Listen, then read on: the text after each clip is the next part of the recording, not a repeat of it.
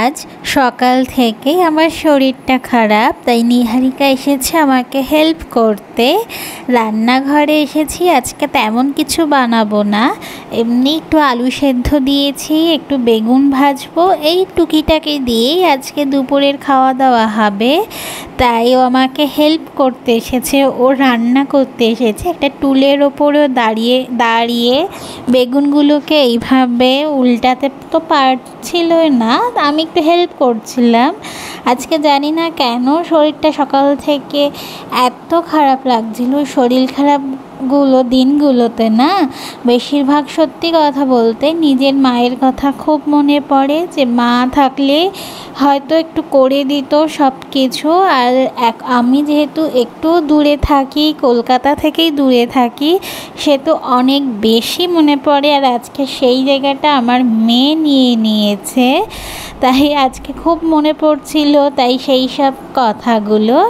তারপরে এই খাটটার ওপর দেখলাম সমস্ত কিছু একদম ছড়িয়ে ছিটিয়ে রেখেছে। আমি ওকে বললাম, জানো না মায়ের আজকে শরীর খারাপ, কেন তুমি খেলনা বই খাতা এরকম ছড়িয়ে ছিটিয়ে রেখেছো? তুমি এগুলোকে গোছাও, তোমাকে আমি একটা কয়েন দেব। যাই হোক, খেলনাগুলোকে গুছিয়ে ফেলেছে, এবার বই খাতা গোছানোর পালা। ওকে এই টুকিটাকি হাতে কাজ করে দিলে, নিজের জিনিসগুলো নিজে গোছাতে পারলে বা গুছালে, আমি ওকে একটা করে কয়েন দিই। সেই কয়েনটা ওর ঘটে রেখে দেয়, বা একটা ব্যাগ আছে তাতে রেখে দেয়।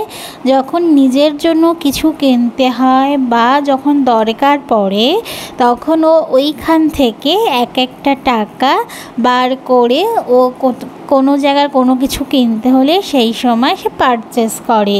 এরকমভাবেই আমি ওকে শেখাই, তাতে ওর দেখুন কাজগুলো ভালোভাবে করে, আনন্দ সহকারে করে।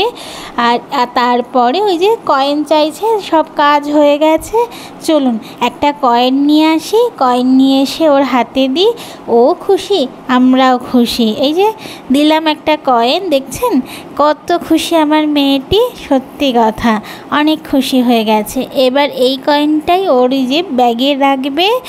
আর ঘরটা আছে ওর অন্য জায়গায়, ওইটা বার করলে সবসময় হাত থেকে বাই চান্স পড়ে গেলে সেটা ভেঙে যাওয়ার সম্ভাবনা থাকে, তাই ব্যাগের মধ্যেই দিলাম।